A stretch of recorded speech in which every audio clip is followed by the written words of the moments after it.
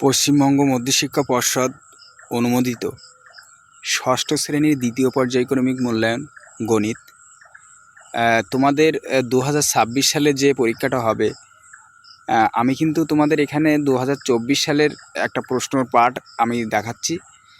এই প্রশ্নটাও ইম্পর্টেন্ট হতে পারে, এরম ধরনের প্রশ্ন কিন্তু দেওয়া হয়। এখানে আমি পূর্ণমান 50 রেখেছি এবং সময় দেখো 1 ঘন্টা 30 মিনিট। দেখো আমি এই প্রশ্নটা আমি নিজে বানিয়েছি। এই ধরনের প্রশ্ন কিন্তু তোমাদের দেওয়া হয়।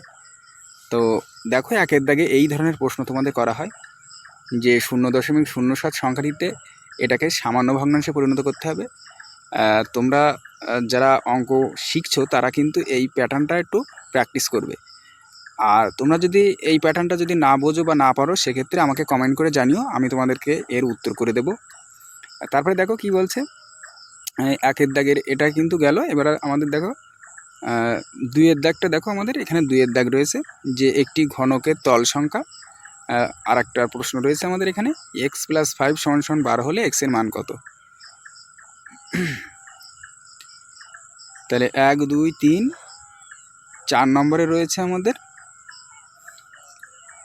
4 নম্বরে রয়েছে 4:9 অনুপাতটি একটি কি অনুপাত। তাহলে প্রথম পদ এবং দ্বিতীয় পদ বড় ছোট তোমরা জানো, এটা যারা শিখছো অঙ্ক তারা কিন্তু এটা পারবে। তারপরে কি বলছে দেখো, তারপরে 5-এর দাগে বলছে বৃত্তের দীর্ঘতম জ্যা কোনটা।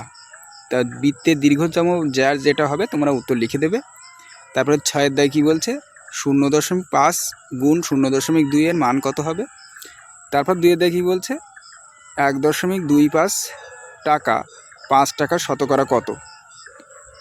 তারপর 2-এর দাগে কী বলছে একটি সমবাহু ত্রিভুজের প্রতিটি বাহুর দৈর্ঘ্য x + 2 সেমি হলে পরিসীমা কত।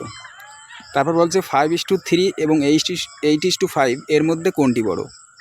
তারপর বলছে ঊর্ধ্বক্রমে সাজাও। এই সংখ্যাগুলোকে তোমাদের বড় থেকে ছোট পর্যন্ত সাজাতে হবে তোমাদের।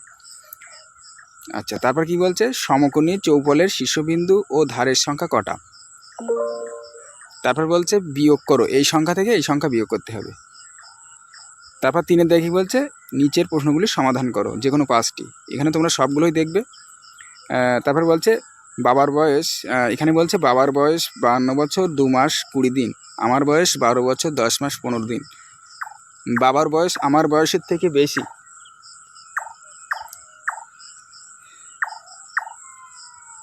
কত বেশি সেটা আমাদের বার করতে হবে। তারপর বলছে 200 গ্রাম 0.25 কুইন্টালের শতকরা ভাগ কত। 3-এ বলছে সরল করো, এই অঙ্কটা তোমাদের সরল করতে হবে। তারপর 4-এ কী বলছে একটি ঘরের দৈর্ঘ্য 12 মিটার এবং 8 মিটার, মেঝের ক্ষেত্রফল কত এবং ওই মেঝেতে 2 মিটার দৈর্ঘ্যের বর্গাকার টালি বসানো হবে, তাহলে কটা টালি লাগবে। তারপর 5-এর দাগে কী বলছে x এর 3 গুণের থেকে 7 ছোট, এটা চিহ্নের সাহায্যে সমীকরণটা তোমাদের দেখাতে হবে। তারপর বলছে 6-এর দাগে বলছে একটি বাঁশের 0.2 অংশ কাদায় এবং 0.5 অংশ জলে আছে, বাকি 3 মিটার উপরে আছে, বাঁশটি কত লম্বা হবে।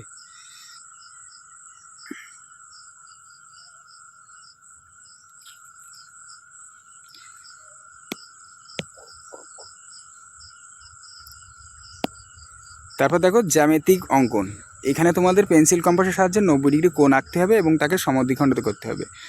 আর 6 সেমি, তারপর বলছে 6 সেমি দৈর্ঘ্যের রেখাংশকে 4টি সমান ভাগে ভাগ করতে হবে। তারপর বলছে 3.5 সেমি ব্যাসার্ধ বিশিষ্ট একটি বৃত্ত অঙ্কন করতে হবে এবং তাদের ব্যাস, কেন্দ্র, জ্যা এগুলো চিহ্নিত করতে হবে। তারপর 5-এর দাগে কী বলছে, এখানে বাংলা লেখা হয়েছে, একটু লেখাটা একটু সমস্যা হয়েছে। 10 জন বন্ধুর উচ্চতা 130 সেমি 132 এইভাবে করে টোটালটা রয়েছে। একটি ট্যালি মার্কের সাহায্যে এই পরিসংখ্যা বিভাজন তালিকাটা একটা চিত্র অঙ্কন করতে হবে তোমাদের। তারপরে 2-এ কী বলছে 5 জন শ্রমিকের একটি কাজ করতে 10 দিন সময় লাগে, কাজটির পরিমাণ দ্বিগুণ হলে শ্রমিকের সংখ্যা আরও 2 জন কমে গেলে তখন কত দিনে কাজটা শেষ করবে।